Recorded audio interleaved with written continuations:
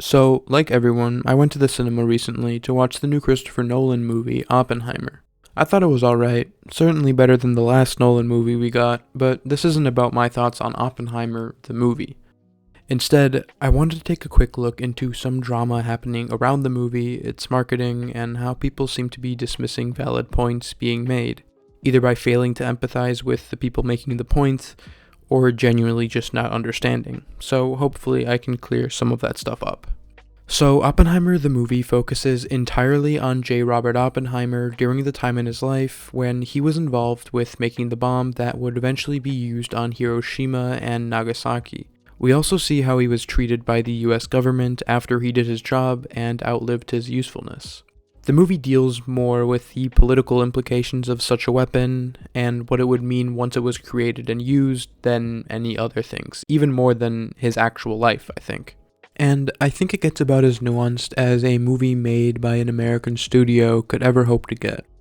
Everybody basically knows what the movie's about and what it's trying to do, and for the most part, nobody is really arguing against this point. However, there are some points being made about the movie and the conversation it contributes to that I'd like to discuss here briefly.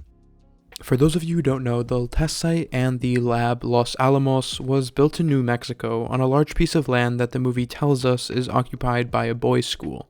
We're later shown some people scouting out the land and seeing it as nothing more than a vast and empty desert space. Except that land wasn't empty, and it was not just occupied by a boys' school. There were families and communities on this space, most of them Hispanic or indigenous, who, once the US decided they wanted to use this land, were forced to evacuate in under 48 hours, some at gunpoint. The homes were destroyed, the animals they owned were shot or killed in other ways, and most people never received any compensation. Only farmers were given compensation, and of those, white farmers were compensated at significantly higher rates than Hispanic farmers. And all of that comes from a statement put out by a department of the United States government themselves. But the story doesn't end there, of course. After the original nuclear explosion happened, neighboring Latino communities were harshly affected by its impact.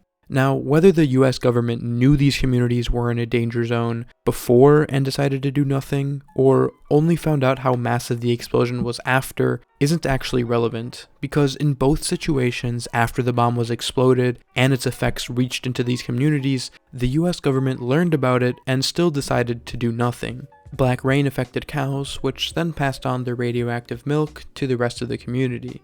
Glass shards rained down on the town, and instead of informing them of its danger, they decided to do nothing and let them collect the rocks. This led to higher than normal rates of people developing cancer, other illnesses, and later dying. To this day, there are people and towns who are still affected by this explosion, and yet the US hasn't apologized, acknowledged any wrongdoing, or made any effort in compensating for what could be, at best, considered gross negligence. That being said, I understand that the movie doesn't randomly cut to members of the Hispanic community being affected by the explosion. It would ruin the pacing, the message, I get it. But the thing is, most people aren't angry at the movie specifically because it doesn't include those scenes. Oppenheimer doesn't exist alone. It interacts with other media and ideas, Barbie being the prime example, but the other obvious one being that it influences how the public perceives the nuclear bomb, the men who made it, and the story around it.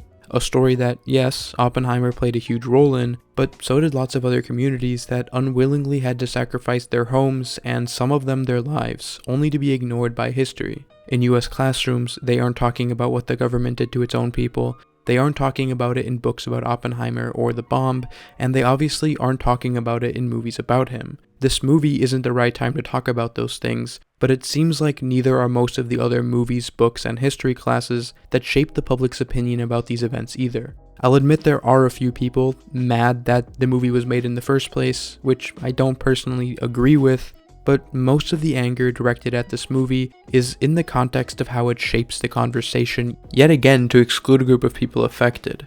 The anger has caused some people to come out on Twitter to vent about their experiences of being affected by the original explosion. There's also been some backlash against some Hispanic writers who've been sharing information on how the bombing affected them and their families, because they're trying to turn that story into a movie, as if that wasn't literally the exact thing they wanted them to do in the first place.